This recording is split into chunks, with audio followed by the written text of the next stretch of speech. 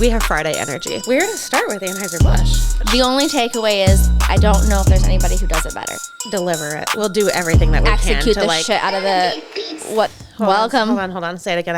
I was breathing. You know me and my breathing. We can even put that on social media. Nervous. What? My breathing? When you breathe hard like that and then you tell me you get a rash, I'm like, oh my God, this bitch is going to die right here. I do have hives. Last 2 days I've had hives.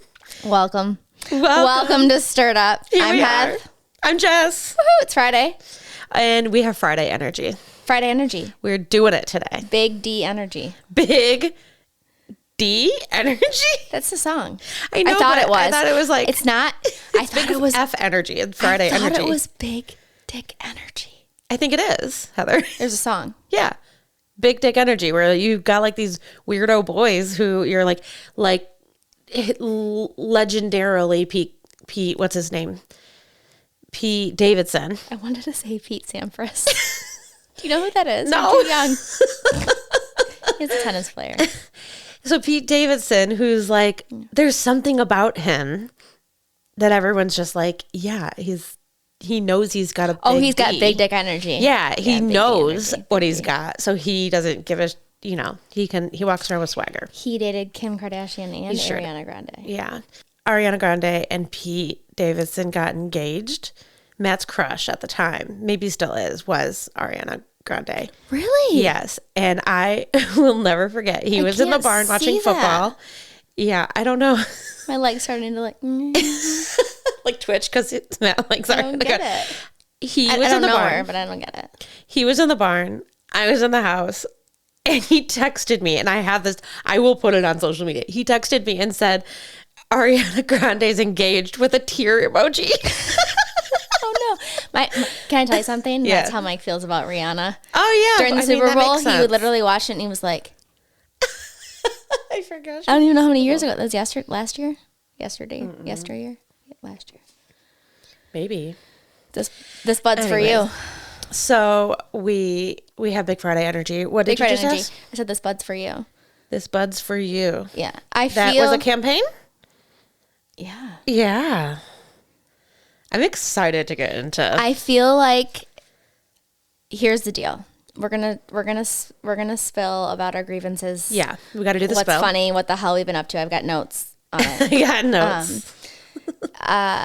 Here's the deal with Budweiser, and I just want to set expectations. Okay. We could talk about advertising. We could talk about the mishaps. We could talk about the scandal. We could spend so much time. There's so much. The only takeaway is I don't know if there's anybody who does it better. Who does Anheuser? Like who does Purpose? Budweiser? All of it. Advertising. I'm actually going to read to you today. Okay. My friend Kate hates to be read to. This will be such an interesting thing. So I was originally going to give you the data, the stats. Here's how much they spend. Here's the KPIs. Here's why it matters. But I'm gonna take us down the journey and paint a picture of what I think branded advertising is at Anheuser Busch. And then perhaps we figure out a creative way to like deliver it. We'll do everything that we can to execute the shit out of the what campaign was what. Do you know what I'm saying? We'll try to deliver for the people. Yeah, for the people. I want to hear from you. Well, I mean, while I sip on my bud. Okay, Jess is drinking a bud. Sounds so fucking weird. Also, time out. Jess bought me this notebook. I love it so much. It's recycled paper, and it has a side column. And I bought it for you because every time I brought mine, you would steal it. Yes. But here's the deal. I think she got it for me in 42 seconds ago. Yeah, it's already half written. I'm not surprised. Like literally a week ago. Which made me reflect on one mission, different ways to get there. Come on. You would never, in a million years, organize your thoughts in this manner. In the same manner that you do. No, God, no. But we have one mission. Oh, yeah. Jessica, yesterday, she was like, so, do you think we could use the shared folder I set up perfectly?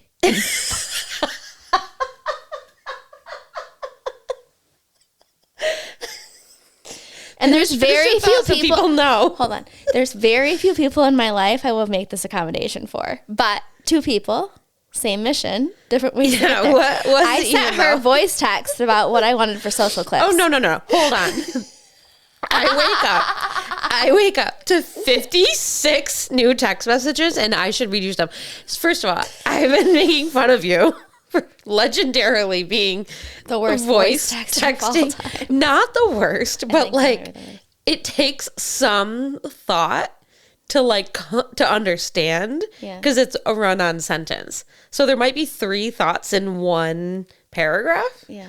But then it all makes sense once you can like delineate. It's fine. And then there's usually like a AI typo, right? Like it misunderstood a word. So then you have to fill that in. Yeah. Fine. This was different. This was like midnight on election night. I was so I didn't know what's happening. I'm still processing. I don't really have an opinion. I'm just processing. Me neither. I don't even want to talk about it. neither. Because also I this will be 5 weeks No one from gives a now. shit. At this point, hopefully the interest rates are down. Yeah, like some good has to come from this. That's Maybe okay. energy efficiency. I don't know. Behind the scenes, guys, we're 5 weeks in advance when we record these. Or maybe this one not so much. What night was election night? Wednesday? Tuesday night. So I get 56 text messages from Heather. And so then I'm like trying, but they're not voice text messages. They are like 2 words, enter. It's like, it was like a thought, but like one of those things where you say like, remind me to tell you about this. But it didn't say any of that. It just, that's what it was implying to me. Okay. So it was like 56 different things we have to talk about tomorrow. So then I replied to as much as I can with like, you know, fresh morning thoughts, right? Pragmatic. Yeah, like just up at 6 a.m. with the kids. I'm replying with what I think is like reasonable response. No answer. So I move on with my day, and then I have other things. Like I've moved on, but I'm still texting you all day long. I'm like, my God, Heather's gone off the G. Like she's lost her mind. Or is she dead? Like I almost got to call Mike. Like you can't ghost somebody after 56 text messages. I didn't even think about that. On election night, on an election that I'm assuming I didn't texted go my as you neighbor wanted Kelly. it. I'm like, "Are you alive over there? What is going on?"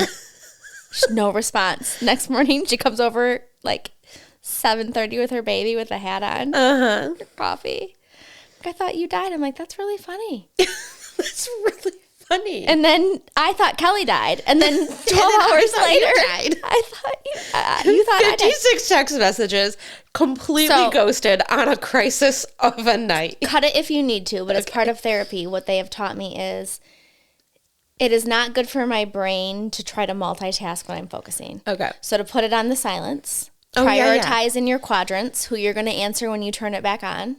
I feel that deeply, but you didn't have it silenced. I see when you don't get notifications, it'll say, Heather has her phone. She's not receiving notifications. What does that mean? I have you on sleep mode or something? Yeah. I don't even know how to do that. Oh, I do. I set an automatic whatever. Good. I do 10 that p.m. too. And then if I'm up and I happen to see it, then Yeah. that's great. But if the ding... So anyway, So that it doesn't wake you up. part Very of good. my life was like, you need to focus on the task. I agree with that. So don't whatever. It's a lot. So for that's me. totally okay. But you thought I died. I thought you died. On It was election night. all day. It was, yeah. So what did I say? I said, can you use the shared folder to She make goes- editing notes? So first of all, I think, did I set up the shared folder? Yes. Okay, so I look at the camera because I'm so proud. Somebody else be proud. I'm going to zoom in Somebody on your else. face. But me be proud. So I set up Yeah. the shared folder. And the only reason I knew how to do that is because my sister-in-laws do it for holidays. Yeah. We Whatever. live by it for stuff. Who fucking knew? Now I do. So I set up the shared folder. I started adding photos to it. And Jessica set up a shared note folder. And we shared them both through text message. Yeah. And so But then they sync to the app. So like in photos or in notes, they're etc. right there. Yeah. So I don't know if I get on a tangent with text message with Jess. Yeah. And we have like 6 conversations going on at any given time too. Like it's not unreasonable for us to have 56 text messages or like long paragraphs, but they might also be about several different topics. Yeah, I think we need an emoji. Like maybe we sent, or maybe I, as a courtesy to you, so you don't have to think I went off the deep end, which is feasible. Most days it's fine. This was a very special day. Most days I'm getting after it. Some days I'm maybe like an eggplant. Like what's something? I mean? Like something like Christmas tree. I don't know, a star, an angel emoji. Most days I see that you have your notification silenced, but this day you didn't. You just had it off. I don't know. Anyways, I don't know, but we can workshop that. We'll figure it out. We'll brainstorm. Regardless, we're using the shared folders. Well, I mean, we agreed to use a shared folder. I don't know if we've activated that yet. We're getting in the holiday spirit over here. Okay, holiday spirit. Merry Christmas, everybody. Merry Christmas. Happy New Year. Happy holidays. I should officially announce our plans for Get it. the December. Okay, Jess and I have plans.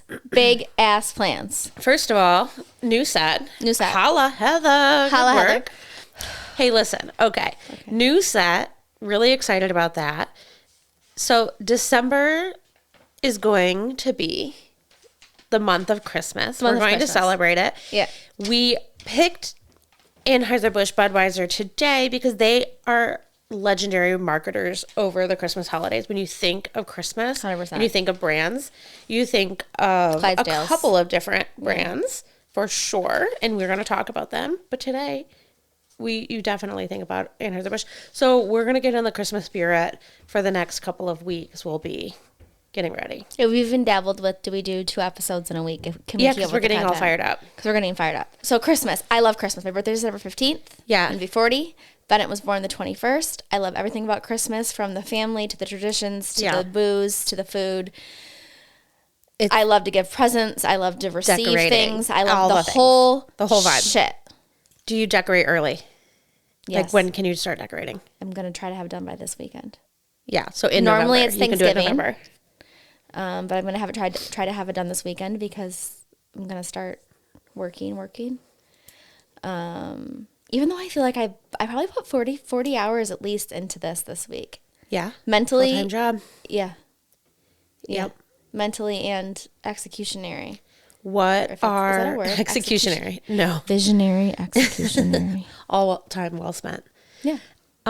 What are some of your Christmas traditions? Like new and old? Yeah. They've kind of evolved as the family has evolved. Yeah. Um, Elf on the Shelf?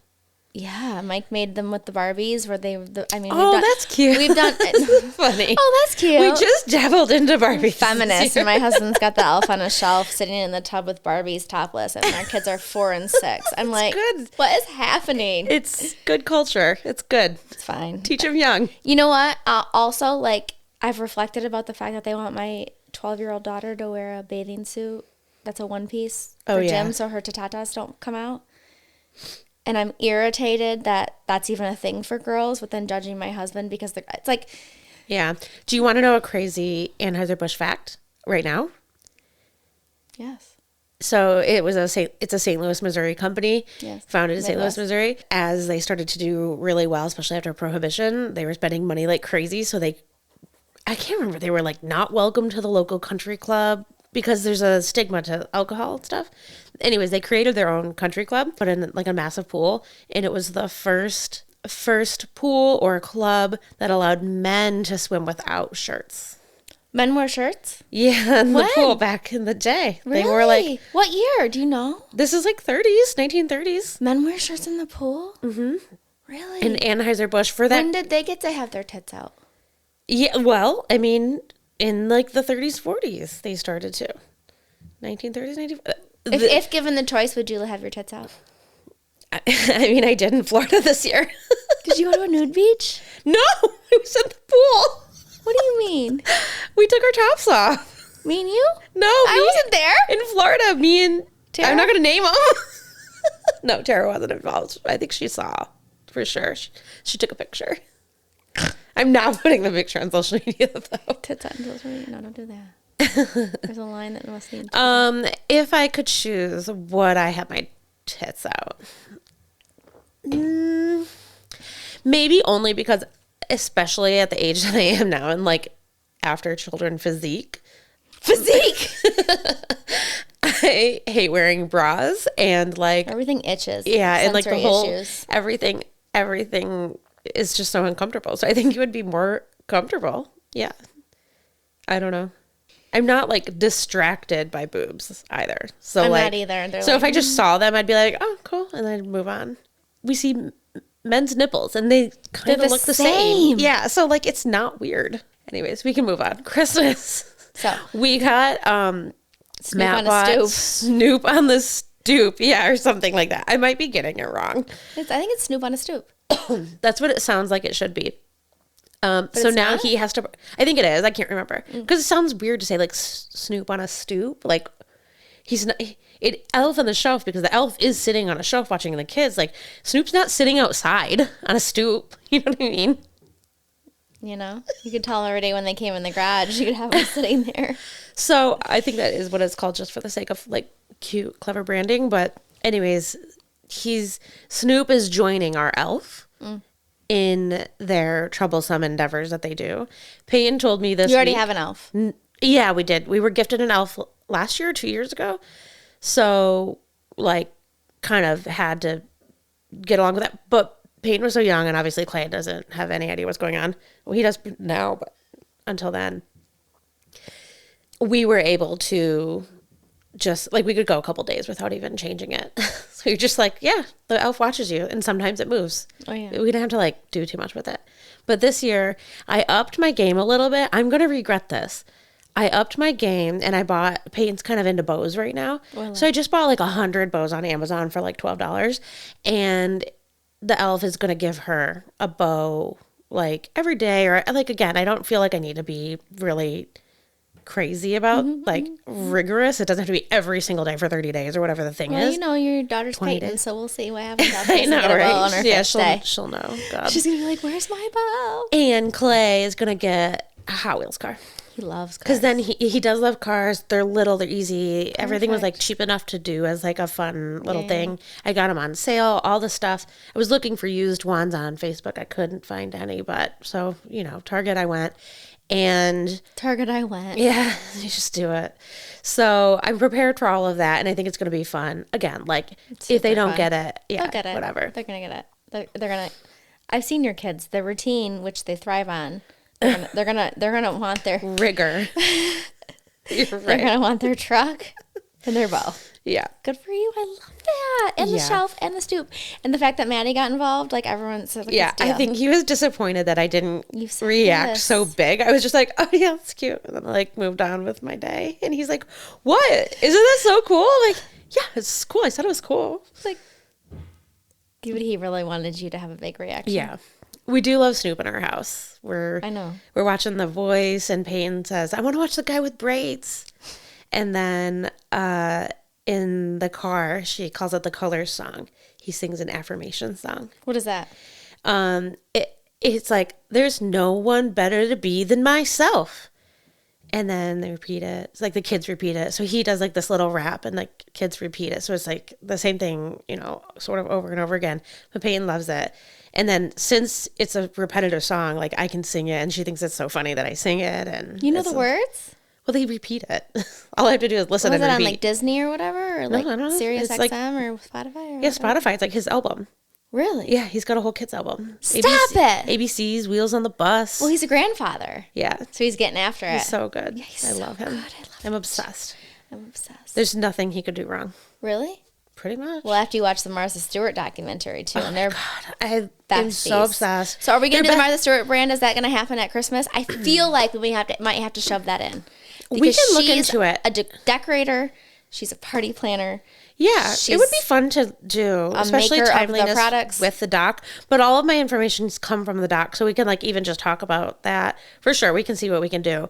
My big there were so many things in there, but related to the Snoop thing, what was funny was, it's not so funny. I mean, she's 62 and she went to prison. She did not go to prison for insider trading. She went to prison for lying to the feds because they could prove that she had been contacted or something. I can't remember. Like, there was enough that they could prove, but they couldn't prove insider trading. And she protected whoever her source was. So that's why also Snoop thinks she's a badass, because she's not a rat. She's like, I'm not snitching. Yeah. So she went to prison I had for a lot of 5 time months. for that. Yeah, for sure. Went to prison for 5 months at 62 years old. She had a publicly traded media company that made her the first female billionaire in the world. And it just, She was the lost first it off. before Oprah? Yes. No shit. Yes. And she lost it. Like, it just tanked, right? Because it's a brand that revolved around her, which was one of the risks that they went in knowing. And Oh, they did know that was a risk. Anything that happens. Yep. Her boyfriend of 16 years sent her, he very wealthy, sent her a private jet to pick her up from prison. They were like together. I feel like I remember them saying that like she was they were in bed. Like she's very frank on the show, in her interview.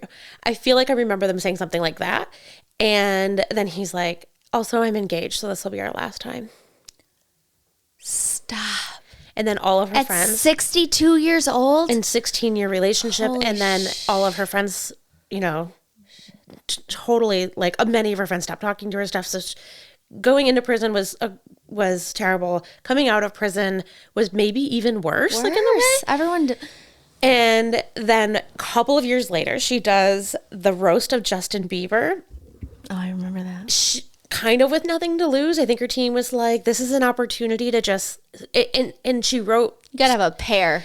Yeah. I mean, like a steel muff. And she was a badass, like. Anyway. All prior to You're not a thick badass skin. if you don't snitch on somebody. I mean, if you're sacrificing yourself for the cost of someone you care about. Yeah, like you're a badass. Yeah, period. I have a lot of time for that. Loyal AF. She did not know that she was going to get roasted as a part of how the Comedy Central roast happened. So everybody... Who's looking at her contracts? I don't know. I'm upset for her. But she handled it so well. And she's sitting by Snoop. And those things are like a 7-8 hour day. We see a 2-hour recording, but they're there for hours. And he was lighting up the entire time on stage. By the time she was done, she was like, I had a contact high. Like, I was so... Did she smoke pot before Snoop, and does she smoke No, it now? not that she shared. I don't even know if she necessarily outright shared it. But then he was like... Did they bake brownies together? Yeah, for sure. So they must have smoked after. I can't remember. At this point, I'm a bottle of wine in. I'm crying a little bit.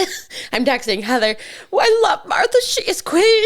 Like, I'm so here, and I can't get over it. Like, she's my best friend. She doesn't even know me. And anyways, they became best friends, but like also because everybody else abandoned her. I don't know. It was so sweet. And he's interviewed a little bit. And then at the end, the music is Snoop, and it's Gorgeous, I think is the song is called. Like, you're amazing, girl. Like, I can't remember. Adam Levine? No, Snoop's song. We'll play it after because I can't remember like the rhythm, but you'll know it. I love it. But like one of the lyrics is like, you're an amazing girl. But I can't remember exactly how it goes. Love Martha. Okay. Maybe we dabble in Martha. I think we absolutely have to dabble in Martha. But today, I have something on for you. You have something on. Did you rewash it? Rewash it? Yeah. No. I know you didn't. I asked you that to bait you, hook, line, and sinker. Are you joking? No, you didn't wash it. I knew. I even told Tara, I was like, is she going to call me out on this? If Tide ever wants to sponsor us, I'm thank your girl. God. No, you are not. I'm the girl. Oh. And thank God she has 60% more of a brain than me because she can also be sponsored.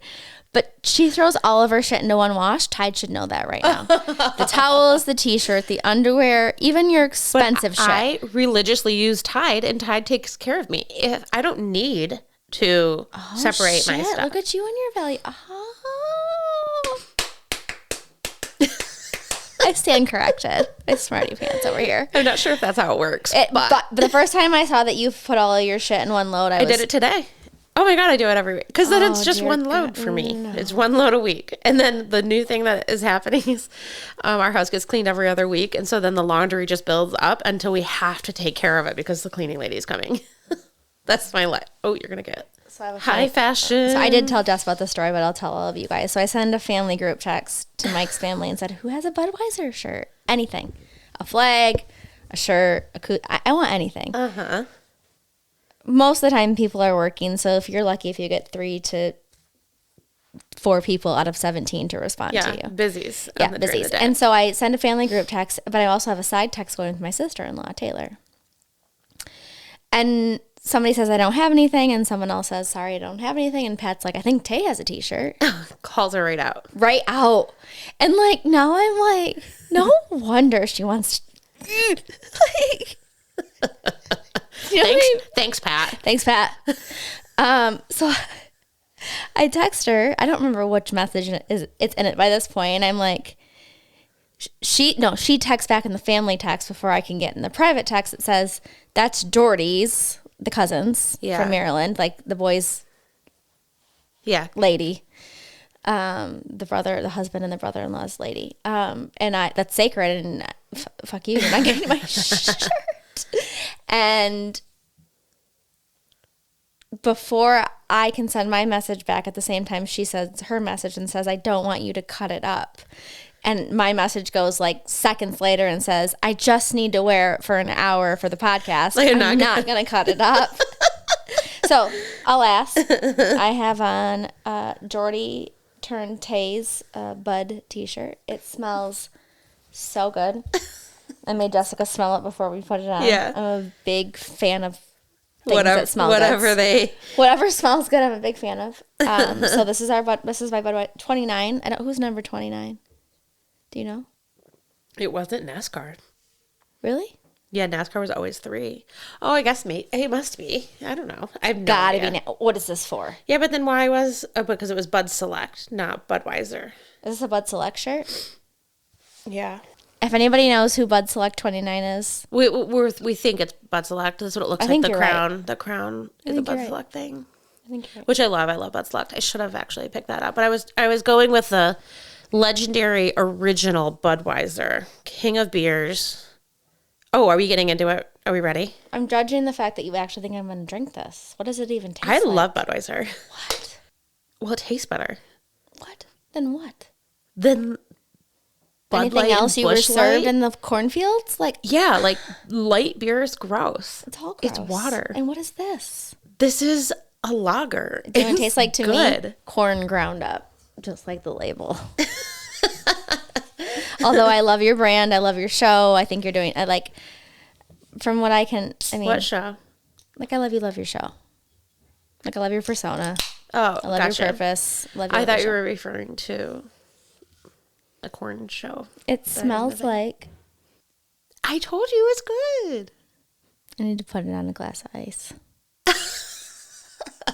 It's okay. You don't have to drink it. I will. I know.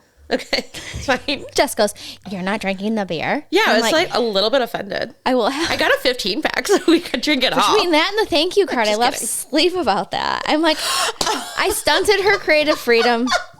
Yeah, I'm not fucking touching a thank you card again. I need strict criteria. No, you know how I feel every time you try to teach me something fucking new. It's upsetting. I'm like, I don't know how to do it like you do, so why are we even going through this? You're better at it than me. Let's move on. You push me to learn things I don't want to learn. Okay. I don't like it. I will accept the edits in a text message of 56 text messages. Just be a little more specific next time. It's fine. You don't need to change for me, but I can't act on feedback that I don't understand. I will change for you. I'm trying my best. I really am. And I feel like I figured you have challenged me to figure more out than I will only figure it out for you. When we worked together, though, you were always like a little bit chaos, but organized chaos. Now what am I? Because Mike says I've changed. Yeah. He thinks I'm pure chaos. Like at the moment, yeah, a little bit. Still. What? Still? I mean, I don't know. It's coming together. It's fine. Like, it's totally fine. Because I also think when we worked together, this was like now 6 years ago or more, I have to be now, even in my day, like I have to be even more organized than what I was. And that is something that is a strength of mine, always has been. So I will always just do that because I know that I'm good at that. And you don't even want to be good at it. So it's something that you've been able to just let go of. Like, you had to be organized. Yeah, it actually made me depressed and gave me anxiety. Yeah, so then don't do it. I had to be something but more. But you can't stretch yourself, and you can communicate. Yeah, you don't have to be organized. That's right. But But I And need hold like, yourself accountable. but I need like some timestamps on the edit. That's all. It was fair. And like as soon as you Feedback. told me like, hey, Hev, I just need you to like give me the dates or like the Yeah, like That's a little that more makes sense to direction. me. But I'm you so don't have to put it excited. in a folder that you don't want to put it in. It's fine. I will do that for you. And honestly, like it's Feedback is fine. Saying no is fine. but you no, always you have power to but say you've no. always taught me like most of your solutions are to make life easier. Oh yeah, that is the goal. Yeah. Yeah. And you do. For both of us. Once you break it, like once Yeah. you get me to Yeah. Like I live my whole life trying to automate as much as possible or like not do it. If I can just like get the machine but still to get go. it done, like it's inspiring. Thanks. It is. Because I just feel like I'm not even joking. My inbox has rules. Like there's consistent things that just always come up. And you've I'm been like, that your whole life. And as yeah. technology's evolved, you just Yeah. really embraced it. Yeah. You're a person who likes to learn and absorb knowledge. Yeah. Another Marthaism. Like I'm going to become Martha. Just call me Martha. After you made me lunch yesterday, I was like, all right. That was not a very Martha-esque lunch. It was so It was good. an onion with canned chickpeas, Heather. And I some go to tropical seasoning smoothie. I'm not even fucking and a funny. dollop of sour cream. Listen, I go to B-Dubs, tropical Martha- smoothie. Martha says learn something new every day. Yeah. She was learning in prison. Like I loved everything about it. So good. Loved it. So happy. Anyways, that is not what we have today. We do have. Today we're going to Are we talk about transitioning? Anheuser Busch, Yeah. 165-year-old company. Incredible. All right. Are we ready for the real tea? Are you going to drink that? I know. I thought it was going to be funny. I thought it was going to be funny. I love their brand, but their neutrals give me heartburn because I'm old and I'm not drinking anything. No. Fair. Unless it has a lime in it. Maybe a Bud Light lime with a lime or an Ultra with a lime. And that's got to be ice cold. I'm talking hurt your teeth cold. That's my takeaway. That's okay. All right, tell me the things, Mama. The real tea. The real tea. We're skipping from the spill to the real tea today. So normally when we start the real tea, I say, like, what's your perception of the brand? Because that just makes sense. But we've both done some look at these at like the next couple of weeks. That'll be how we're checking these companies out because they have really good brand advertising and interesting business model history. So like, where to start with Anheuser Busch? I mean, I feel like their brand and their history and even how they execute down to their content Yeah. is just really, I'm not saying their history is well done. They've always done the right thing. But in Yeah. terms of like a business strategy, a marketing plan, Yeah. a brand You strategy, think a go-to-market plan, all the way So to interesting. their It's going to be tactical interesting to plan. mix these together because I have like a little bit of a mixed feeling on the outcome. So let me do some like quick hitting history and then we can dive into this. like some discussion. Yeah. Okay. So created in 1860, you said 156 years? Is that what you said? 165 years old. 165-year-old company. Yep. That is incredible. Lay down. I'm done with you. Couple of interesting things about how it started. So America was not a beer drinking country at that drink time. whiskey, bourbon. The Germans drink beer. So as Germans immigrated, Shout out to Grandma Helen. She's Yeah. 93. She's German. She loves beer. and as they, Well, she's as they do Polish. with She inner married a blood. German. Yeah. So the Germans would come with their beer recipes and they would, create breweries not for the local Americans, but like for the other immigrants. Also interesting fun fact is that Germans tended to be more wealthy than some of the other nationalities that were coming into the United States at that time. So they could afford to move more inland, which is why they settled in Missouri. So the creator of like a brewery, whatever, not Anheuser Busch, not Budweiser at that time, was a German settler in 1860 and that brewery was purchased by another German immigrant who was Anheuser. His last name was Anheuser. We probably don't care about his first name. Long fucking time ago. Okay. However, he was not a brewer, and he was a soap manufacturer. Like he just bought the brewery. Yeah. So it wasn't necessarily successful, but that's where they get the Anheuser name. He purchased this brewery. He was a soap manufacturer. Like body soap? Yeah. Bars of body soap? Yeah. Interesting. Yeah. There was some other products that were related to it. However, what came to be his son-in-law was a brewer, became like the salesman and came part of the company, married the daughter Lily, and the company then became Anheuser daughter, Lily Anheuser. And his name was something Bush. Adolphus Busch. I wrote it down. Yeah. You're correct. Yeah. So Adolphus Busch married Lily Anheuser. Okay. Became part of company leadership as he's worked there, and then took over the company when Mr. Anheuser died. So from that point forward, they became Anheuser Busch. Oh, it was purchased because it was bankrupt. That doesn't really matter. Okay. Who purchased it? Oh, Anheuser purchased a bankrupting brewery. That's how, the soap manufacturer Anheuser. So that it became Anheuser Busch. There were a couple of generations of leadership where the Anheuser Busch family owned it before Prohibition. I would say what was interesting was, I think it was right before Prohibition, and I want to say it was Augustus Busch II or Jr. That's the same. Augustus Busch Jr. invented the refrigerated rail car. Oh. That's interesting. Prior, they would always have to use beer caves, and then the beer would expire quickly because... I didn't know the history of a beer cave. Yeah. It's remember on M20, the store across that's now the merch, but they call it the beer cave, and I've seen a couple of them now, but I didn't know... I thought they were it was a plan, ice and cold. Yeah.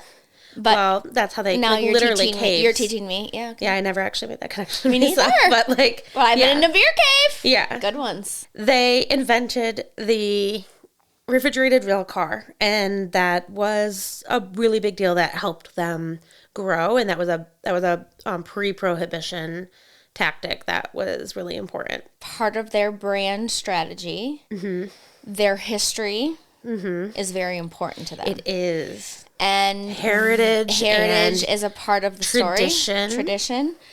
And what I learned about the Clydesdale. Okay. Clydesdales do come in right at Prohibition, by the way. Correct. Is that I believe Augustus. Yes. Or Adolph. Augustus Jr. Or no, his name was Augustus My the notes Third. are so fun. No, it wasn't Augustus the Third. No, I will tell you who it was. So I'm not even joking. There's Adolphus, Augustus, and they're all over the place. Somebody named Augustus would have a son named Adolphus, and it was also his grandfather. Anyway, at the end of Prohibition, yes, one was gifted, a Clydesdale. Yes, Gifted to be the son. Yes. Gifted it to his father. The son wasn't the owner yet. Yes, and rode in, said, "Dad, I bought you a car." Because this was in the 30s, I think, when Prohibition ended. "Dad, I bought you a car," or that's what his staff told him. And he rode in on a Clydesdale with I guess a keg of beer maybe at the back of it, but rode in on a Clydesdale and gifted it to his dad. Yes. Okay. Could it have been Gussie? I read 3 or 4 articles, watched shit ton of content on YouTube. I got capsized in the content, just watching ads over different ads. They're Clydesdale ads. They are very good, very good. Arguably outside of Nike and whatever. I'm also a customer on a journey and not and I don't know about all the brands people feel connected to, but at least for Nike and Anheuser Busch for me, they do a very, very, very good job telling the story in different ways to different audiences. I just think that I got caught up in the creative and the storytelling. Yeah. I just feel like there's not a whole lot of people who tell a story better. And I think they live the story, and that's what I want to talk about. Some of the ad campaigns and how they brought them to life, and how they came back from the Kid Rock controversy. That's kind of where I want to take it today. All right, so we have to get to modern history real quick. I want you to tell me all the things, though. Anheuser Busch. Okay. The origin story of the Clydesdales, yes, was the celebration of the end of Prohibition. Yeah, and how fun is that? They also owned Busch Gardens and SeaWorld. So it became a big thing to have these, became a big deal to have these theme parks and places that you could go and drink Bud beer and then just enjoy really luscious gardens. Clydesdales, Busch Gardens, SeaWorld, Prohibition ended and everybody got drunk and Anheuser Busch family got loaded rich, super rich. All right. So rich. Perfect. Gussie was the CEO at that time, or became there shortly after. Augustus the Second, Jr. I don't know, but they called him by Gussie, and that's a great way to refer to him. He is the man of the people. If he could have been the mayor of St. Louis, I think he would have been. He saved the Cardinals from leaving St. Louis by buying the Cardinals and had the baseball team, which was baseball being America's pastime. He was just legendary for the people. Big philanthropist, big partier, but not trash. You know what I mean? Mm-hmm. I mentioned it at the top, but I'll just repeat it again in case somehow it got cut out or something. But they created When you say big partier but not trash, meaning he liked to get drunk, but he had values, morals, integrity. Yeah, and could keep it together, because there's a family member later on that couldn't, and that was the demise of Anheuser Busch, honestly.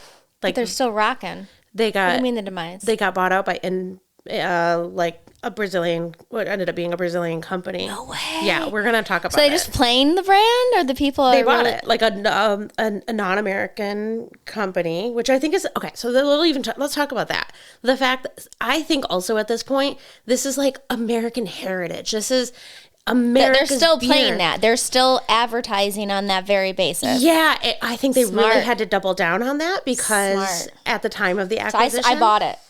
At the time of the acquisition, people were like, I'm not drinking Budweiser anymore. Budweiser can't be owned by a company that's not an American company. This is America, and it's America beer. When you think of some redneck saying America, they're drinking Budweiser, are they not, in your mind? Can I tell you something? Yeah. And tell hundreds of our friends. When we say redneck, my father, although does things that are just so eclectic, Budweiser was a rich beer. My dad would consider that this is a really interesting it wasn't discussion. That good of a flavor for the price. He'd rather drink Milwaukee's Best Keystone Light. So interesting. A fancy beer to my dad, and he does Bud Light Lime. But he's not gonna buy a Bud Light or a Budweiser. He's just not. So also historically, the Budweiser brand was the highest quality beer that could be found in America. My dad associated it with a rich person's beer. I think it was back in the day. It's a really interesting point. Back in the day, being pre-80s, I'd say. Yeah. Well, I was born in 84. I was calling his beer from the time I could walk. And I'm thinking Gussie's Reign. Yeah. It was I think you were very right that it was a premium beer. They have had, and I think still do, a high standard of quality control for beer. One of the other CEOs we'll talk about later is Gussie's son, Augustus III. They always called him the third, I think, whatever. He could distinguish whether he's making it up or it was for real. He said he could distinguish how old, if he took a sample of beer, how old it was from the point of it being brewed, and usually he could distinguish the difference of taste in Budweiser from one of their 11 or so plants that they have, or I don't think they call them plants when we brew beer, but breweries where they produce it. He could distinguish it. Quality control is a big thing. He would just show up at places and say, a sommelier for beer. What do they call it? A brewmaster? Yeah. And they had a couple, but I think it's not as rigorous as a sommelier, but yeah. Being drunk was certainly, I'm sure, a part of just living the life of a company. I went to Germany for 2 weeks when I was 18, and I'm telling you what. They get drunk? We lived our best life. They lived their best life. I mean, there was beer gardens on a Tuesday that were a festival. You know what I mean? Yeah. It was a concert. I don't know. Speaking of Germany, They take their beer very, it's certainly, it's part of the culture. Yeah. Just what it is. So I almost forgot this fact too, and I think this is a really critical fact. I'm curious your thoughts on this. Augustus Busch, original, like the person, the Lily's husband, like the guy who came to make it from Anheuser to Anheuser Busch, like way back in the day. He traveled back to Germany. His wife, like, they're German origin, right? So traveled back to Germany. This is like late 1800s. There was a common beer that like people in Germany would drink that was basically, it was called Budweiser. Like it was just like like a Hefeweizen? Yeah, but it was called Budweiser. So he learned the recipe while he was there, like whatever. What do you mean? He was in Germany, drank it, liked it, and was like, I'm going to make this, I'm going to go back to America and make this. No shit. And he did, and he called it Budweiser. But is that not an infringement? Like, there's a scandal. What year is this? Late 1800s. So no, there's no infringement. There's no scandal. But he, in the every 1800s, man for himself. Every woman needs a knife to protect herself from the man. Like, I don't know. No. If this was Abercrombie. It's scandalous in beer history. Like say it to me again so I can, I'm not going to. Here's the deal. I need to be able to close my eyes and truly be my neurodiverse self to actually listen to what you're saying to me. So I need you to say it. Okay. So if you were, if you, I don't know how to explain this in like a common term that you and I was trying to relate it to us, but he went back to Germany, liked a beer that he was drinking there that the locals said, this is Budweiser. And he's like, great, I'm going to go make Budweiser back in America. I didn't tell him that, but then he did. Went and did it, called it Budweiser. It was the same stuff. So he like took their recipe and made it his own and then took the name and said he created it. But he didn't. He stole the recipe? I mean, I don't know if he like snuck in their room at night and took the piece of paper, but I think he like, asked around and they're like, yeah, this is how I make this. And he's like, cool, I can do that too. And then all right, so if you share your chocolate chip cookie recipe with me. Oh, yeah. That. And I copy your shit, but I market it better than you.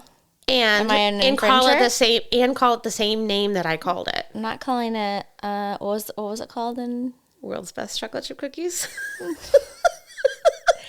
Original. I will take a picture. I will not share the recipe. I'll take a picture of that. Is what it's labeled on my. I'm not sharing my secret recipe. I thought we were friends, and now she won't even share a cookie recipe with me. That's a good example, though. Yeah, I'd be pissed if I would be so pissed if you started going to parties and was like, "This is my original cookie recipe." I'd be like, "Fuck you, Heather." Hold on. What if I went there and I was like, I stole this from my friend Jess's pantry. But he didn't say that. He didn't say I went to Germany and I liked this and here's my new thing. He's like, this is my new beer, Budweiser. Drink it and enjoy it. And got rich. So this is the big argument in my household right now. And I actually care about your unbiased, if you can actually make the cookies, but you can't figure out how to sell them, what's your value versus my value? Oh, if you're the one selling them and then we'd have to have a shared profit model. But he didn't do that. Now it's been confirmed after almost a decade we have the same values. What, you know what I mean? Yeah. What point is your brain and your effort versus my brain and my effort? I guess. Well, I think that's like stealing something is different than saying, "Hey, lady, these cookies are sweet. Let's sell them." Yeah. I'm going to sell them and you're going to make them and we're going to, instead they But nobody in Germany got money or any credit whatsoever, you know? I will cut you. You fucking better. My good cookie recipe. Yeah, don't be taking my shit out of my pantry, woman. Well, those grandmas are like, who made these cookies? I'm like, your queen. I did. On the inside of her pantry. And it says world's famous. No, world's best. World's best. Because I don't know that they're famous. They are the best. Hands down, they are the best. I promise you. Do you chill your dough? No. Really? But I'm not even telling you. I'm not telling my secret. I'm not telling the world my secrets. Well, you heard about cousin scandals, and now you're like Jess's jazzy Jasmine. Okay. We're moving on from cookies. I'm getting hungry. love it. I can't eat cookies today.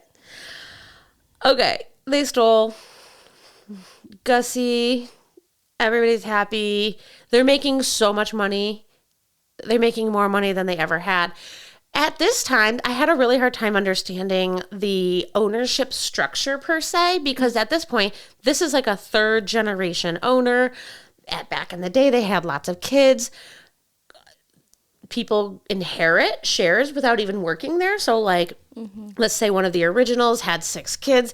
All 6 of these kids might have gotten shares so that they have stake, and maybe they get some dividend agreement. So they get some money, but not a lot, like whatever. Maybe it is a lot, but you get the point. And I couldn't find any documentation anywhere, but I do believe that they occasionally to make investments where they might not have had the cash, I think they sold shares. So they came to have shareholders and had to do some buybacks and split the stock and like make things available, even as a privately owned company. And later that did get them into trouble, I promise. This is their heyday in like prohibition, post-prohibition into even the 70s. Like life could not have been better. 40 years of fabulousness. And even more peaks. beyond that, I think they still did really great, but I think it gets complicated. When you say real great, financially, as a family dynamic, all of the above, so life financially, yes. Okay, so Gussie had a son named Augustus III. He was the polar opposite of Gussie. So Gussie had multiple marriages. He was married 4 different times, like even as he later in his life. Augustus III was the child of his first marriage, in which he left the family. I think Augustus III was like a hurt, right? Like he felt ignored, could never level up to Gussie's expectations, like all of these things. So family dynamics from this point forward are pretty well documented. Gussie's still alive today. Gussie's not alive. Augustus III is still alive today. How old? 87 or something. And then the next son who became the CEO next, which is Augustus III, the fourth, is only 60. This period of Anheuser Busch to me is so wild. How much is the family involved today? What capacity? I will tell you, almost none. Because how much are they? What share do they hold? None. They got bought out. Yes. They're just living off a hostile takeover by Inbev. Okay, Inbev is who? Inbev is this Brazilian company that like a conglomerate that Augustus IV. Okay, so let me tell you about Augustus. He's still alive. 87. 60. 60 in his 60s. Okay. So our dad's age, a little younger, perhaps. And he made this deal with them in 2008. So he was only in his 40s when he made this deal, and he was only CEO for a couple of years. Okay, this is so wild. So Augustus III is very serious, very rigorous. He must drink, but like he's the type of person that I wouldn't want to drink at a bar with. Like he's he's aggressive. He's boring. He had no friends. He had no friends, and the only I don't care if he robs me, but as long as he had no friends, and the friends that he had, were people that he worked with, and he was willing to make them scapegoats if something happened. Like somebody was caught using cocaine on the job in one of the breweries, and he's like, "That was under your purview. You can resign tomorrow, and you can say that it was your choice to resign, and you should have." About that. How do I feel about that? Yeah, I mean, what do you think? I just think he was like a shitty person, but also like maybe this guy was responsible for having better drug tests. I don't know. Like I don't really have a whole lot of feelings about that choice, but it was his only friend. Is what the story was, okay, anyways. Makes sense. Okay. Yeah. So just painting the picture of Augustus III, business was profitable, but they had a lot. I think the competition for all businesses in the 80s, like the way I just picture the 80s was like companies grew and now they need to become more efficient to be at scale, especially with globalization. They had to start dabbling in liquors. A lot of growing pains. Yeah, and I really think at that time they were getting outside of their core area of expertise, but did okay doing it. I think they had to make some bets, and not all of them paid off. I specifically remember like a Bacardi. I think they owned Bacardi, or like they made some acquisitions. Things were just weird. They didn't really know what they were doing entirely, but some of them paid off and some of them didn't. Advertising became a very big deal. I want to circle back to this era for sure. Augustus III had children. I think he only had one marriage. He wasn't like Gussie at all. 4 marriages, his father. His father had 4 marriages and kids with at least 2 of them, maybe. How many kids did he have altogether? I don't know off the top of Do my you head. know any Anheuser Busches are still alive? Because the family is such a big web, but I could tell you a couple of them. Like, so Billy Busch he had a TV show on MTV, and I watched it, and I loved it, and they were so adorable. Like, What do you mean? they were so adorable. He would take Like his a reality TV show? Yeah. His wife and kids or what? Yeah, they have a ton of kids, and he started a local brewery, and like they talk about the family values, and they were so cute. And when something would go wrong, him and his wife would harness up a horse on a little like wagon, and they'd go through their property and watch the sunset, and they talk like, oh, Billy Jr.'s having a hard time. Yep, like, how are we gonna help him? It was so sweet. Like, also a little MTV, there's drinking, it's fun. Okay, so Billy Busch is still alive, and he's pretty famous. He was also No idea who this man is. you like him, he's cute. We'll have to watch some MTV. How old is Billy Busch? Billy Busch has got to be in his 50s or 60s by now. Is he a cousin or a kid? Yeah, cousin. But I don't know any of them. So I don't know how many. There's a lot of them because they all have like, even Billy has like 6 kids of his own in one single marriage. Are they Catholic? I don't know. I don't know. They didn't talk about religion in the book. It's a lot of kids. I do think that there is some element of religion. I guarantee there's Catholicism. Yeah, that tracks. Good old Midwest. I don't know how many kids number 3 had, but I know that he had Augustus number 4. They always called him the 4th. He went to Arizona State. What do you know about Arizona State? ASU, baby. Party, party, party. He had a black Corvette and could go into any bar without ever having to wait in a line, and got wasted and bought all of his friends' drinks. He had 2 IDs. Is that still the ASU brand? Yeah. Party, party, party? Party, party, party. Okay, And he noted. did. Fucking Like, noted. hardcore. He got into a drunk driving accident where, unfortunately, a young girl died who was with him. And he has no memory of even being in the accident or how he got home. He just woke up in his bed with guns all over his bed. Isn't that insane? Like, rewind. Tell me that again. I know that was what I tried. I knew what you were doing. I knew what you were doing. Say that to me again. I'm going to close my eyes and focus.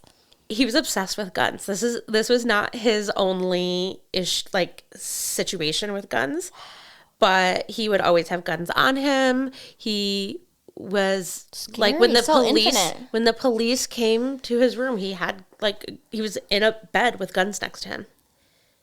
Wild. Okay. So he ends up coming to work for the company, I think for quite a long time before he even got to take over. So he joined, I want to say when he was like 19 or 20, he's still really young, because he left ASU after that accident. In the black Corvette? Yeah, he was villainized, socially vilified for it, but not legally. He was never charged for the crime. There was nothing to charge him against. Blood samples they took his blood to test how much alcohol was in it in the morning, and somehow it mysteriously disappeared. Every family has a story. Every brand has a story. To me, that's my from my lens. Everyone else is going to have a completely different lens, but the stories within the family are super interesting to me. Yeah. So polar opposite too. Billy's making the best of his life and doing all the right things. Yeah. And then you've got other ones. And they're cousins at this point, same age, roughly the same age, I want to say. Oy vey. I think maybe even uncle. I can't remember exactly. I'm really getting. Are they close? Is the family close today? I don't think so.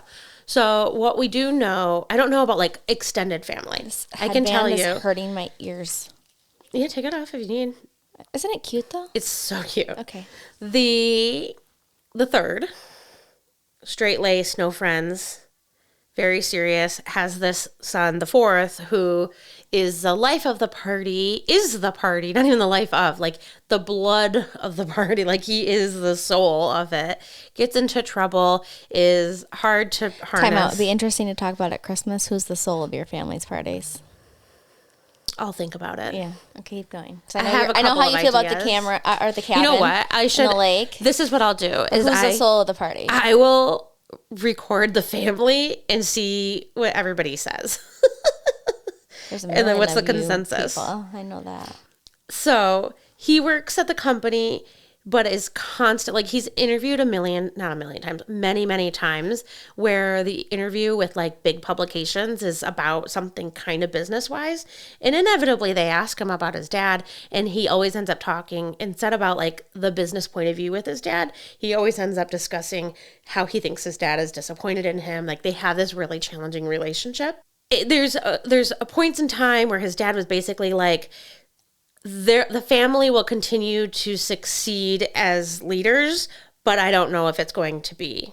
I don't know who's really going to be the leader. Like he's implied that it's not always going to be the firstborn son that's going to be the heir of this big corporation. Well, thank God we had to actually give it to the person who worked for it right. At some point. Nepotism was a big shadow of the fourth, like a huge issue, because I'm sure he did work hard, but he couldn't own up to it. But he also like played really hard.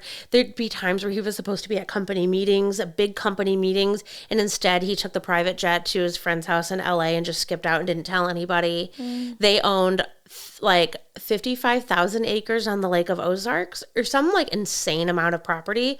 And he would just go there for weeks at a time. And it was supposed to be the company property where they would have like company events at, and like a week long, take your team and do workshop sessions and stuff. And he took it over with him and his entourage, because he always had an entourage with him, even at work, that he took it over with his partying so much that like they couldn't even use it for business purposes anymore. He did pull off some really creative campaigns that earned his dad's raised his eyebrows. And one of the things his dad was quoted saying was, "I lost my touch with this generation. I thought I was going to be working here until I died, but I don't think this is the right thing for me." So then the fourth did take over. But it was short-lived. Off the top of my head, I honestly don't know. I don't even think I put it in my notes. It was short-lived, relatively short-lived. He made several big mistakes, publicly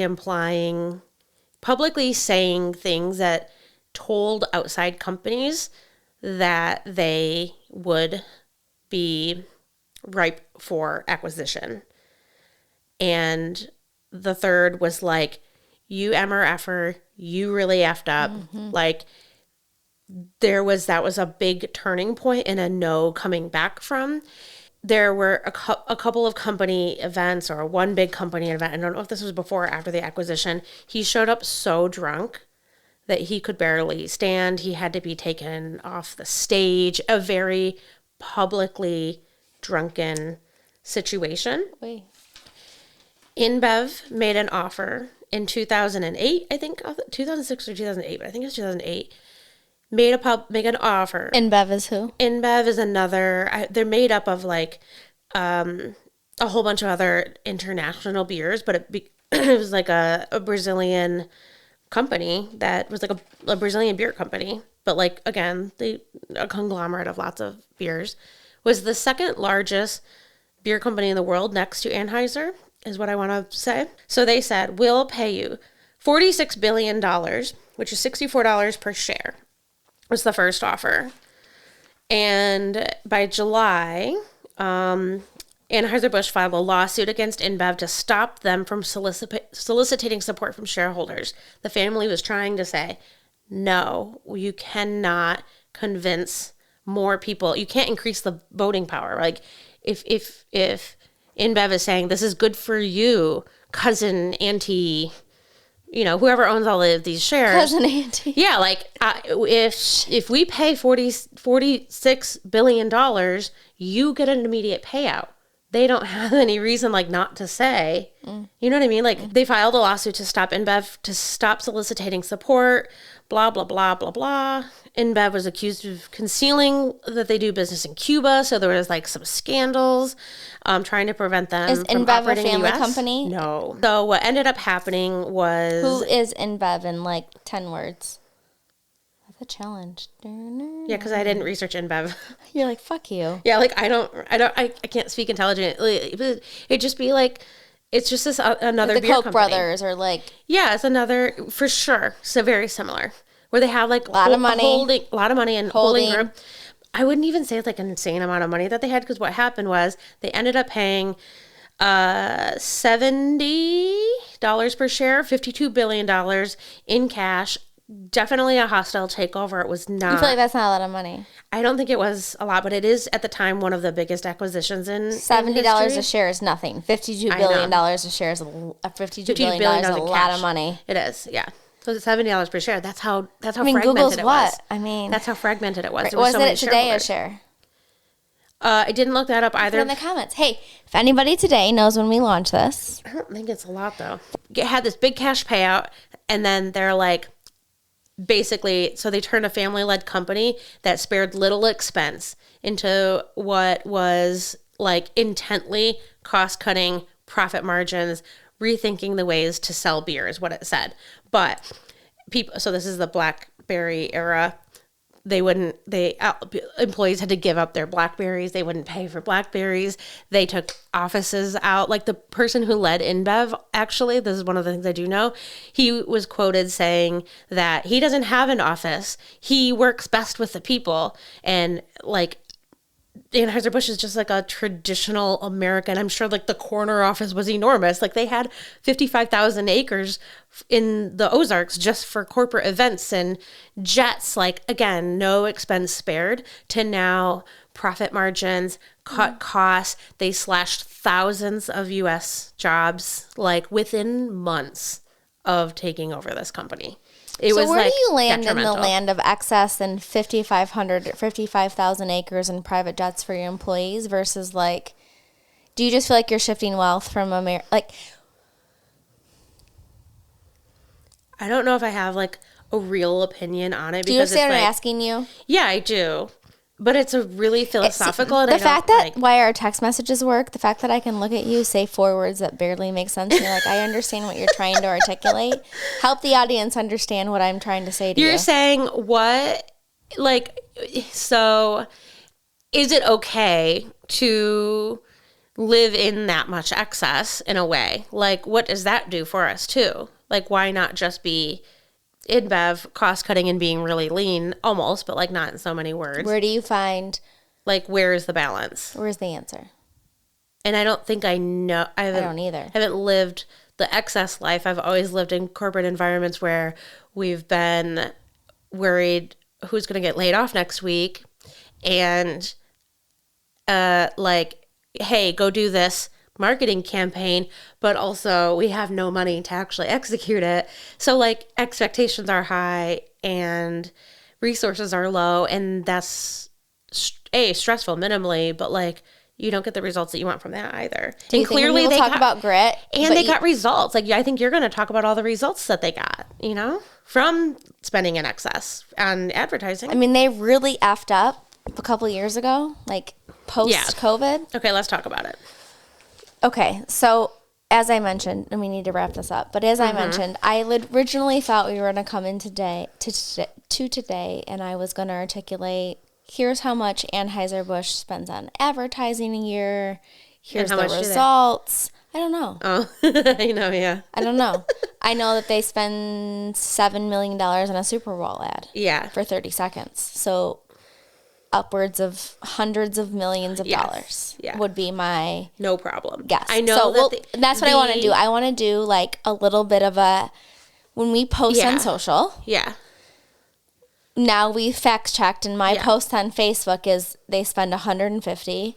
Like I want to follow up. I don't know. Yeah. That was my goal going into this research. That's what I thought your expectations would be. That's what my own but like after I listened to Abercrombie, no one is telling us. Yeah, we're telling a what story. We don't or have how or answers. who we need to roll out this information. I have a point of view that I find interesting. Yeah. And I'm sure there's a lot of ways to continue to unfold the story and different things that we do. I totally agree. And through our audience, hopefully they'll help us do the same. Yeah, totally agree. Conclusion. Okay. Anheuser Busch. So I'm going to actually open up my phone and I'm going to read just for a minute because I think it's interesting. Yeah. I am one who likes to be read to and also likes to read to people. And I plan on reading emails to you today. She said that. She texted me at like early as hell this morning when she was feeding her babies Preparation H for their toothbrushes.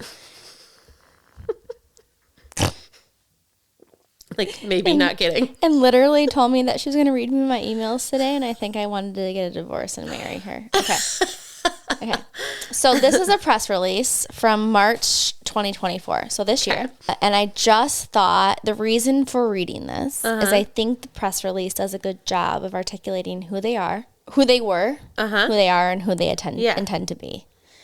So the title of the article is Anheuser Busch debuts new ad celebrating the people behind the world famous Budweiser Clydesdales. Oh, wow. So as I understand it, and now that I understand through their content strategy, is they started with, or as part of their omni-channel, multi-generational, multi-audience, multi-company strategy, internal, external comms, demand creation strategy. Yeah. Is it really like wide in depth, or they don't? Wide in depth. Okay, interesting. They start with the people who take care of their horses, and they talk about the groomer, the saddle polisher, Interesting. the walker, the stable cleaner. And then that campaign either starts with or evolves to the beer producer.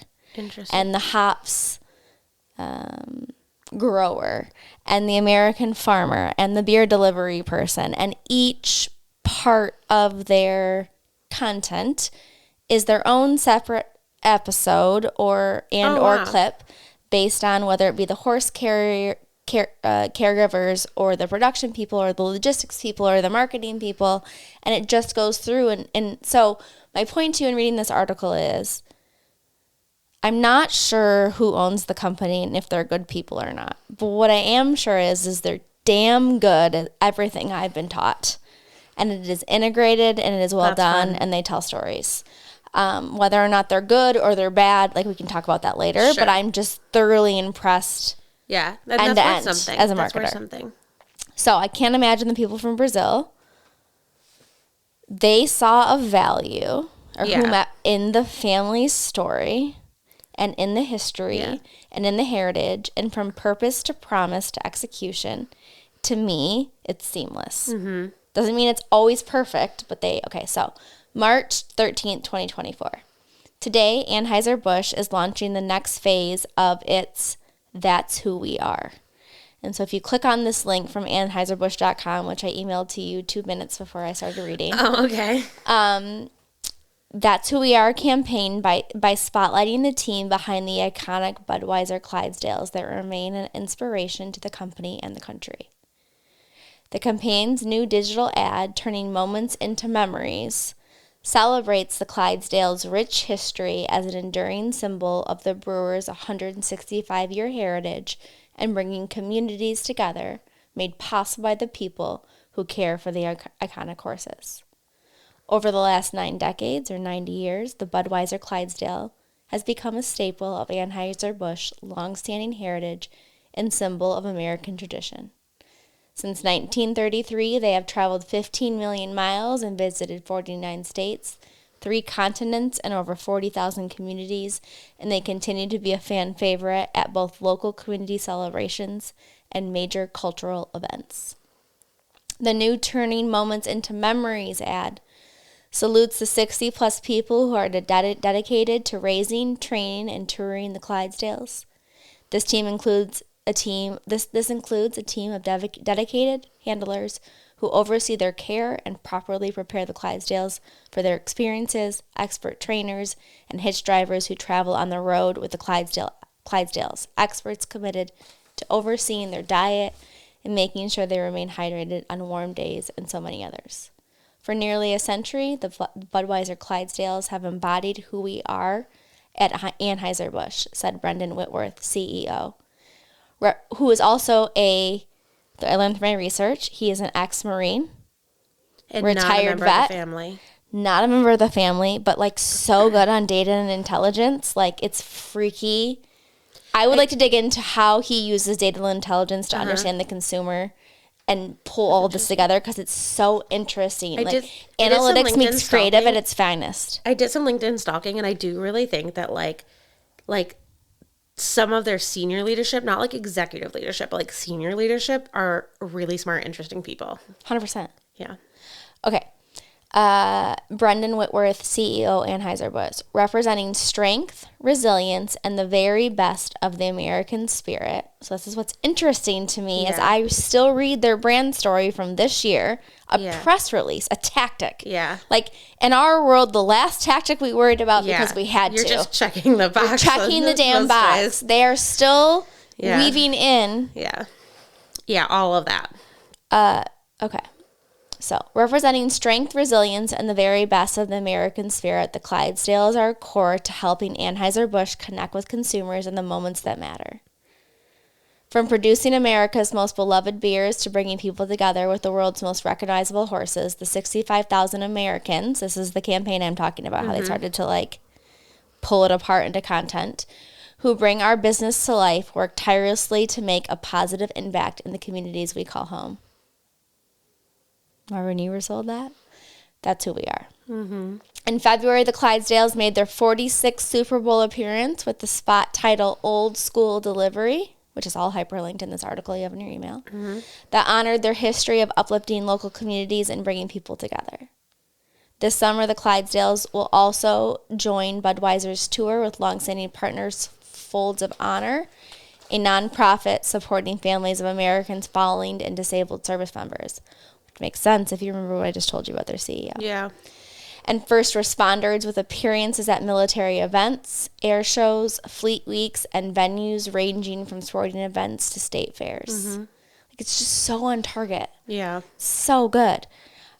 Our That's Who We Are campaign is all about showcasing the heart of Anheuser-Busch, and the Budweiser Clydesdales have been exactly that for the last 9 decades, says Cesar Vargas, U.S. Chief Internal Affairs Officer. These beloved horses and the dedicated members that care for them are a part of the Anheuser-Busch family, and the Clydesdales' history is grounded in tradition of bringing people together through nearly a century of attendance at local gatherings, parades, sporting events, and so many more of life's most memorable moments. The Clydesdales were gifted from August A. Busch Jr. and Adolphus Busch III to their father in celebration of the repeal of Prohibition in 1933. Today, the legendary Clydesdales are born and raised in Warm Springs Ranch, resting on 300-plus acres in Warm Springs, in the heart of Missouri. The 3 hitches or traveling teams are based out of Anheuser-Busch's home state and spend the majority of the year traveling to communities all over the country. Anheuser-Busch's That's Who We Are campaign debuted with a national ad that honored the people and partners that helped the company make America's most beloved beers. Its most recent installment, We Can't Predict, We Can Prepare. They started bottling cans with water. Why? I'll tell you in the next press release. But they, I don't know. Flint had shitty fucking water. But we need water. Gotcha. They started taking their knowledge, their capabilities. I didn't either. I didn't understand it. I was like, why are we bottling water? I'm like, it's part of their philanthropic, purpose-driven community impact. So there's full-blown advertising campaigns that have absolutely nothing to do with anything, but we're just going to do good where we live. They're working really, really hard to be efficient with their water because the water is the greatest impact, environmentally 100%. With their operations. Do you see what I'm talking about? Integration, though, all the way from mega trends to their sustainability goals to how they're communicating to their absolute. Work with. Okay. So I actually wrote that down. I said, I wonder what agency they were, and I was gonna Google it. And no. We're putting that in the comments. Oh, okay. That's good. Okay. We Can't Predict, But We Can Prepare. Features a tribute to the dedicated network of employees, partners, and first responders who support local communities in times of need through Anheuser-Busch's Emergency Drinking Water Program. For more information about Budweiser, Clydesdale's upcoming events, visit Anheuser-Busch website. For more information on Anheuser-Busch, That's Who We Are campaign, visit here or follow us on. So then, if you go back to their short little 2 paragraphs, which I think actually does a good job wrapping up what you articulated to me in terms of, I think family history can be rich and important and dynamic and also not perfect. Yeah, they don't talk to The father and son don't talk to each other anymore. It's upsetting. Yeah. Well, do you think they will someday? No. Fucking done. I mean, I don't know him. I read a book. Like, that's it. But at Anheuser Busch, our purpose is to create a future with more cheers. We are always looking to serve up new ways to meet life's moments, dream big to move our industry forward, and make a meaningful impact in the world. We hope to build a future that everyone can celebrate and everyone can share. For more than 165 years, Anheuser Busch has carried on a legacy of brewing great tasting, high-quality beer that has satisfied beer drinkers for generations. But you don't like their beer. Their neutral even gives me heartburn. But I love their brand. Oh, another interesting thing that reminded me of. The product is only, like, I don't give a fuck. Miller was able to have, like, a... You like it, I like you. Done. Yeah. Miller was able to have, like, some attributes to their beer. Like, they could last longer or brew faster so they could get better output. But they used a synthetic ingredient. And Anheuser-Busch was like, no, always only natural ingredients. They were really, really, like, they had to make sacrifices. Okay, so I read and make no sense. But basically the point of I thought that was they fired a lot of jobs. To your point, though. Yeah. They still have 65,000 workers. Mm-hmm. Fact check me before we post this. Well, no. I mean, I don't know. They're mostly all made in America. Like, no. Yeah, no, I really do think, like, 90% of the shit in that can is made in America. I believe that. Because it always was before 2008, 100%. I can guarantee you that. They also own Michelob Ultra, Cutwater Spirits, Stella, Budweiser, Bud Light, Neutral. Making some of these low-calorie beers was a big controversy with, like, the older generation. They were like... I remember when Ultra came out. What was the perception? Budweiser. I was going to ask you about that. So that was the fourth's brainchild, and the third was like... The third was like, I can't believe this, and you're going to spend $200 million on this campaign. Like, are you crazy? And they did, like, A/B tests. Hundreds of millions of dollars in advertising. And it was a huge success. Huge success. Huge. I mean, here's what I'm saying. I don't know why. Like, whether or not they're authentic, they played off authenticity. Yeah. Whether or not they still live, like... Their advertising campaigns are so relatable. I actually feel like from a case study comparison, them and Carhartt would be my hypothesis, are very similar. Whether or not they're good or they're bad, like I can't toast or clink. I didn't pay attention to that. Yeah. Ignorantly enough, I was schmoozed. Yeah, that's so by fun. The fabulousness of the horses. I wanted to buy a $120 sweater and get it overnighted, and you said, Heather. Like, we're on a budget. We're on a budget. And I was upset, but she's also right. I don't even like their bullshit beer, but this is a great you don't even like their beer, but you wanted the hoodie so bad. Or the sweater. My son, I worked for Fabiano Brothers. Did you know this fun fact? I think I did know that, but okay, so here's what Anheuser-Busch did. Let me give you a quick story really quick, just for fun. Like, you and I. So in 20-something, 2020, 2021, 2022, some of their marketing team thought it would be a good idea to put the pride flag. Yeah. The rainbow. Yeah. I remember. On a select group of beers or something, like not even mass production. Okay. Bud Light. But it was all Bud Light? I thought it was a little campaign. I don't know enough. I think actually someone just made a comment about how it was grassroots from the beginning, and then it just got wild. Yeah. So Kid Rock, who's a Michigangster, Rich. Yep. He's interesting. Yeah. You know, he came from fuck you money. Yeah. Honey, come and get you some. His dad was car dealership owner. Interesting. 100. I think I want you to do that research because it's just interesting.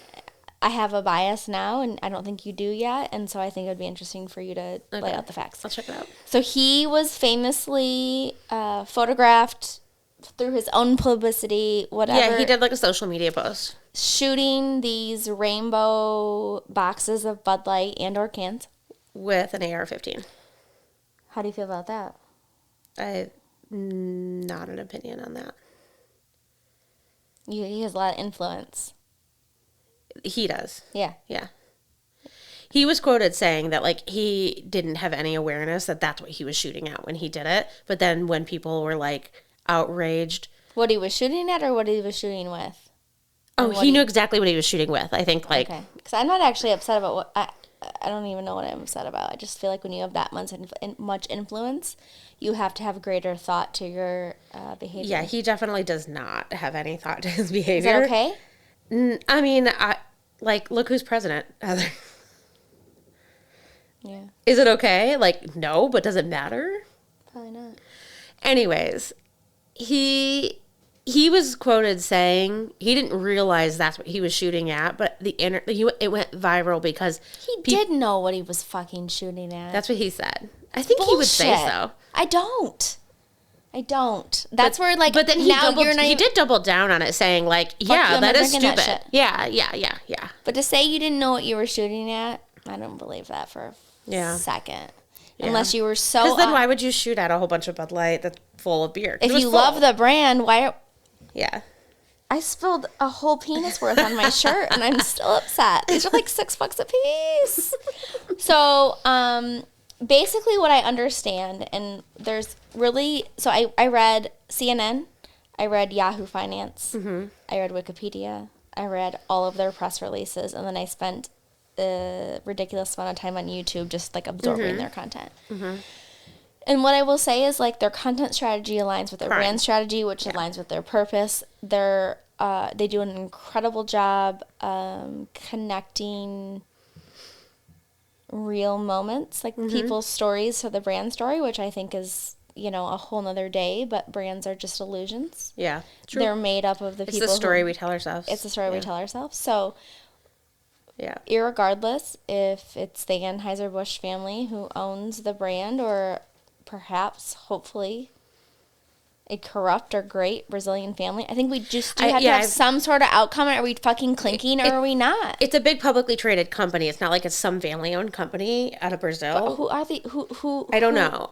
Like, my point is that, like, once you're a publicly traded company, you are owned by the machine, and you can't... Patagonia chose really, really hard to not be a publicly traded company, and, like, choose to do better with the world. And I find that way more inspiring than, like, this legendary company that was forced to become a hostile takeover, become a part of this company, and then they gutted it.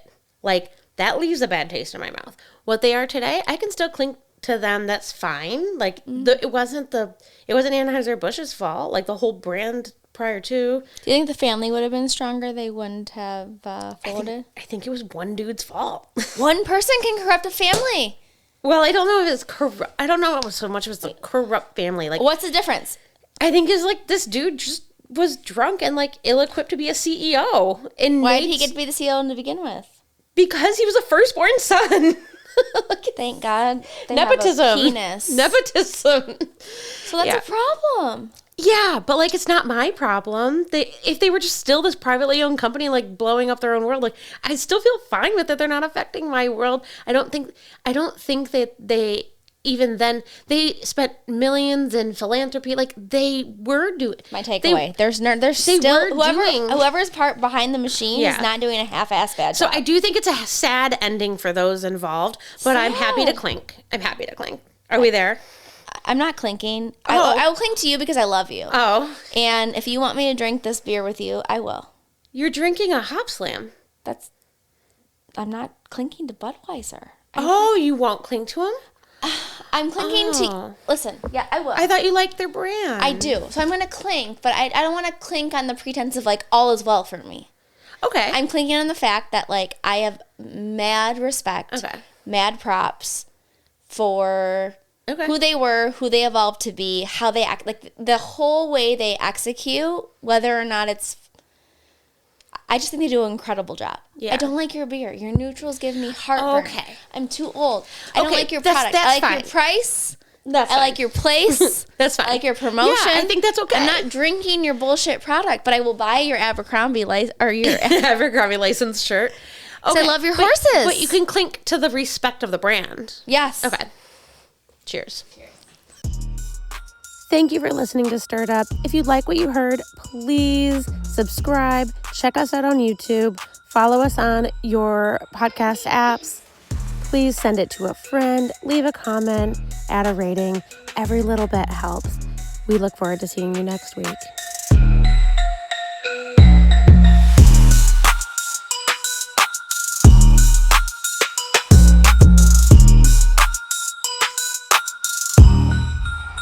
the beat.